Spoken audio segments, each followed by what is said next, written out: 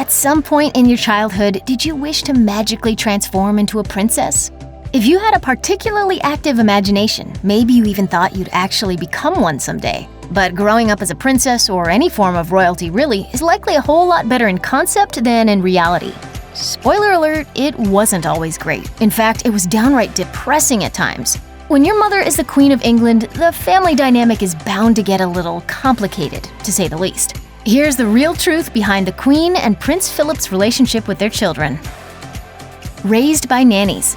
Prince Charles was born in 1948, just a year after his parents' wedding and around 3 years before his mother became the Queen. Next came Princess Anne, who was born 1 year later. Elizabeth and Philip decided not to have any more children until a decade later. In 1960, the couple welcomed another son, Prince Andrew, and in 1964, welcomed another boy, Prince Edward. In Jonathan Dimbleby's authorized 1994 biography of Prince Charles, Charles is quoted as saying that the people who raised him were not his parents, but the nursery staff. In yet another biography of the prince, author Sally Bedell Smith reiterated that fact, writing that Queen Elizabeth and Prince Philip only saw their children after breakfast and tea time, so basically not much at all. Prince Philip the Disciplinarian. Although he may not have spent much time with his parents growing up, Prince Charles still viewed his father as a disciplinarian. The unauthorized biography Prince Charles, The Passions and Paradoxes of an Improbable Life described the young prince as having been a sensitive child. Worried his son would become, quote, weak and vulnerable, Prince Philip attempted to toughen young Charles up. Patricia Mountbatten, Charles's godmother, explained in the prince's biography that Philip was also very concerned with Charles becoming spoiled. Philip felt some tough love would work to counteract the spoiling. Philip is also said to have relied on sarcasm when dealing with not only Charles, but with daughter Anne as well. Unlike Charles, Anne reportedly pushed back. You can't help but feel bad for the little prince. Lacking in warmth. When Charles would sit with his parents during tea time, it wasn't exactly quality family time. Martin Charteris, a former long-term senior advisor to the Queen, is quoted in Prince Charles's biography as saying, "Somehow even those contacts were lacking in warmth. The Queen is not good at showing affection." When Charles's parents returned after nearly 6 months away, both the Queen and Philip proved their standoffishness when it came to their children by not embracing them with long hugs or kisses.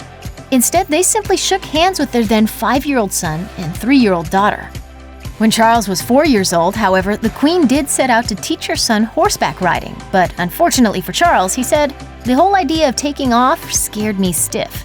It's the thought that counts, right?" A happy unit.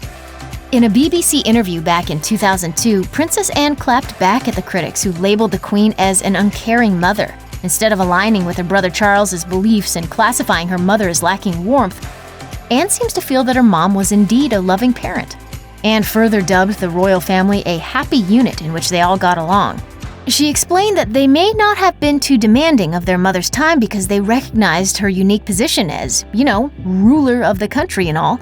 They may have been just young children, but according to Anne, they seemed to have a pretty good idea of what the monarchy entailed, saying, "I don't believe any of us for a second thought she didn't care for us in exactly the same way as any mother did." Mommy and me time. Robert Lacey's biography, Monarch, The Life and Reign of Elizabeth II, quotes the Queen as saying, "What fun it is to have a baby in the house again," after Edward was born. According to Lacey, Queen Elizabeth was able to spend a lot more time with Andrew and Edward than she'd been able to do with both Charles and Anne. By the mid-1960s, ruling the country may not have exactly been old hat, but the Queen was surely more comfortable in her role. Unlike the awkward meals she once shared with her oldest son, Queen Elizabeth spent time cycling and chasing her younger children through Buckingham Palace. Once a week, Edward and Andrew's nanny was given the night off and Queen Elizabeth would take over, according to Lacey. The Queen even began to refer to the nanny's night off as their favorite night of the week. Prince Philip's soft side. It's not exactly a secret that Charles and Princess Diana had a relationship that was fraught with disagreements, infidelity, and essentially everything else that could tear a marriage apart. But Diana seemed to have an ally, and one you might not expect. In 2007, The Telegraph released a transcript of letters written to and from Philip and Diana. The letters were read during the inquest into Diana's tragic death and cast Philip in a new and very caring light. Diana fondly referred to her father-in-law as Pa and would often end her letters with "my fondest love." Philip wrote Diana saying he hoped they could continue their letter writing as an opportunity to exchange views and reassured her, saying, I will always do my utmost to help you and Charles to the best of my ability. Picking favorites.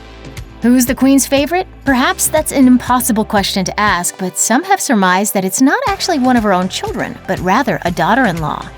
According to Express, the monarch's preference is Sophie Rhys-Jones, who married Prince Edward back in 1999. Edward is the only one of the Queen's children who has not gone through a divorce. But that may not be why Rhys-Jones is favored. Queen Elizabeth and Rhys-Jones share a lot of similar interests and spend a good chunk of time together, sometimes riding horses, and other times simply relaxing with the grandkids. In 2010, the Queen further proved her love for Rhys-Jones when awarding her with the Grand Cross of the Royal Victorian Order, which is Queen Elizabeth's highest seal of approval. There's no doubt about it, this daughter-in-law is in the Queen's good graces.